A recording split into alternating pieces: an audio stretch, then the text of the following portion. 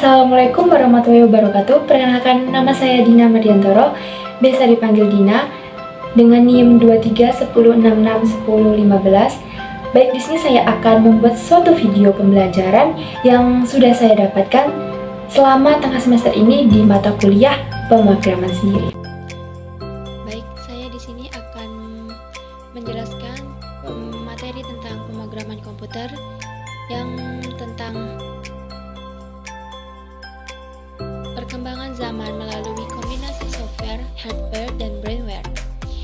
Yang dimana pada era digital ini, perkembangan zaman ditandai oleh peran yang sangat penting dari kombinasi software, hardware, dan brainware ini, guys.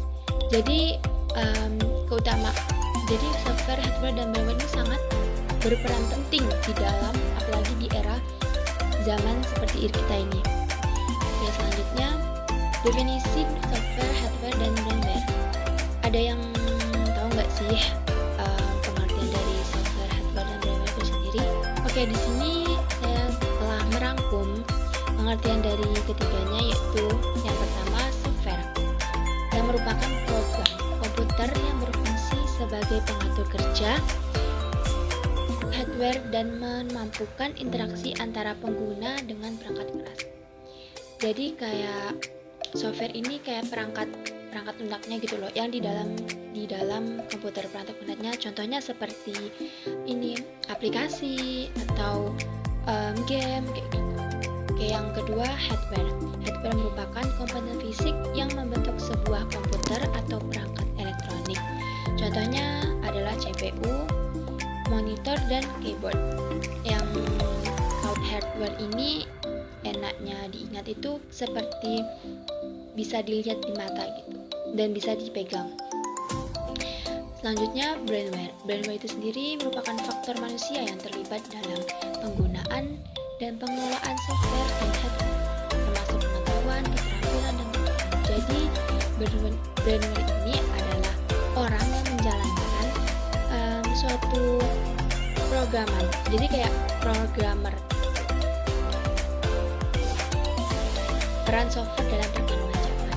Otomatisasi. Software memungkinkan otomatisasi tugas-tugas yang efektif, meningkatkan efisiensi dan produktivitas dalam berbagai sektor. Selanjutnya inovasi.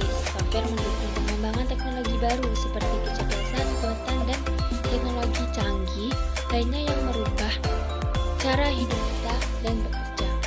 Yang terakhir, peningkatan kinerja, yaitu software dapat meningkatkan kinerja sistem, termasuk kecepatan pemrosesan data, analisis, dan pengambilan keputusan yang lebih akurat. Dan di sini peran hardware dalam perkembangan zaman itu juga ada, seperti kecepatan dan kapasitas.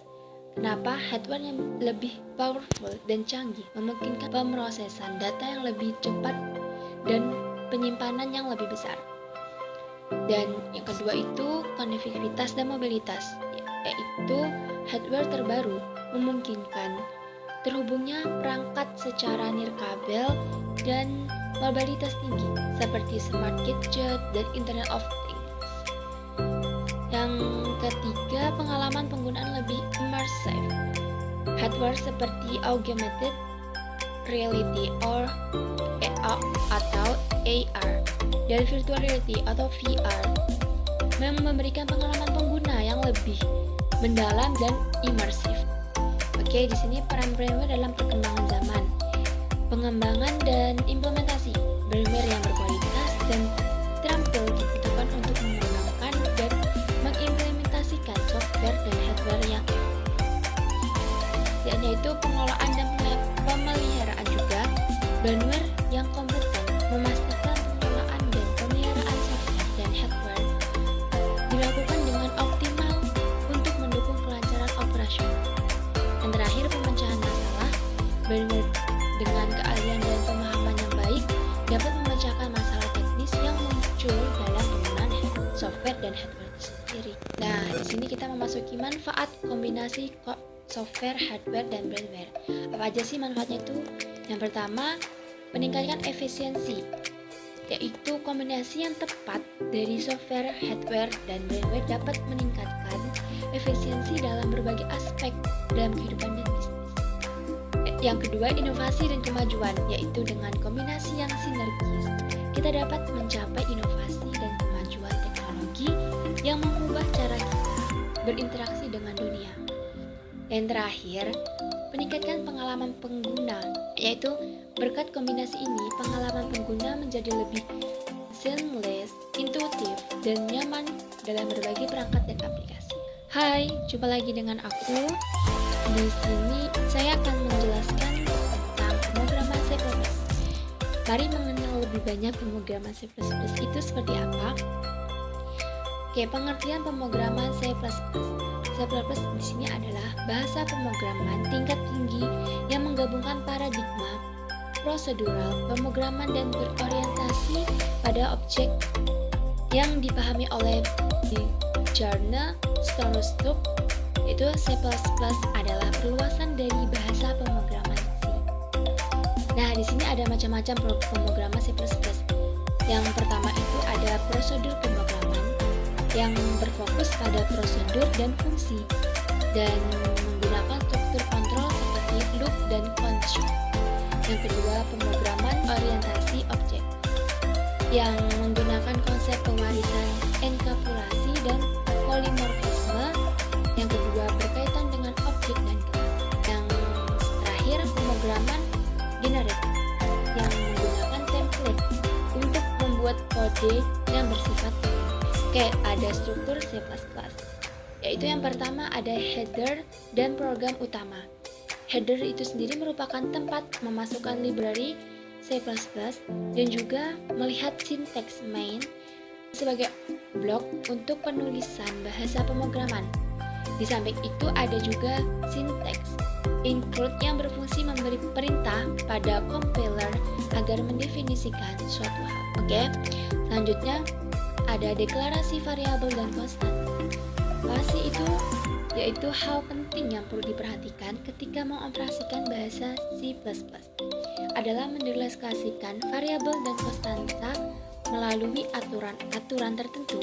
Contohnya dengan fungsi const yang membutuhkan input berupa type data, value, dan nama variabel. Yang kedua, tipe data bahasa C++.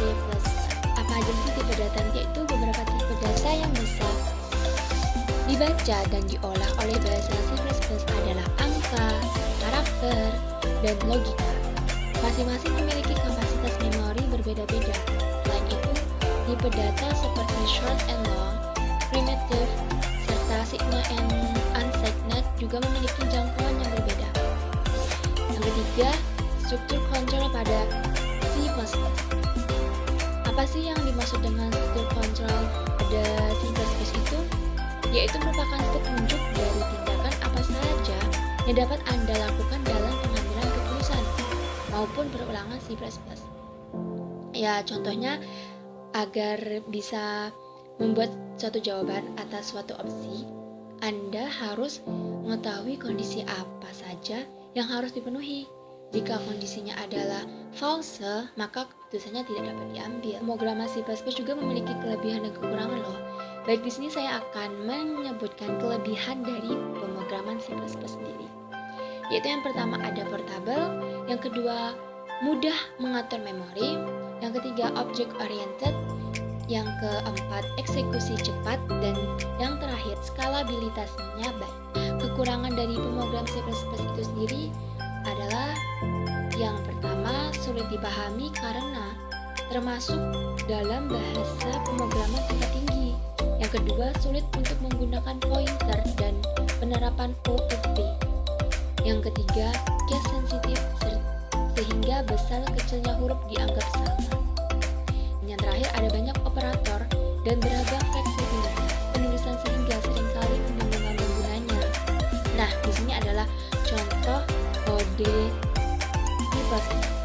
Nah, di sini saya mengambil program sederhana yaitu Hello World dalam C++. Baik, di sini ada contoh program C++ sederhana selain yang tadi ya. Yaitu ada software game, aplikasi grafis, browser, dan database. Oke, di sini saya akan memberi tips and tricks untuk belajar pemrograman C++, yaitu penting untuk memahami konsep dasar C++ terlebih dahulu. Karena selain itu bisa berlatih secara konsisten dan mencari proyek-proyek kecil untuk dikerjakan, dan itu bisa membantu kita untuk menguasai C++ yang dengan lebih baik. Oke, kesimpulannya pemrograman C++ dapat menjadi santai dan seru dengan kemampuan yang powerful dan banyak kesempatan. C++ bisa menjadi pilihan yang menarik untuk dipelajari. Dan terakhir, terima kasih telah mendengarkan dari presentasi saya hari ini. Semoga video pembelajaran saya bisa mengedukasi banyak ya. Terima kasih.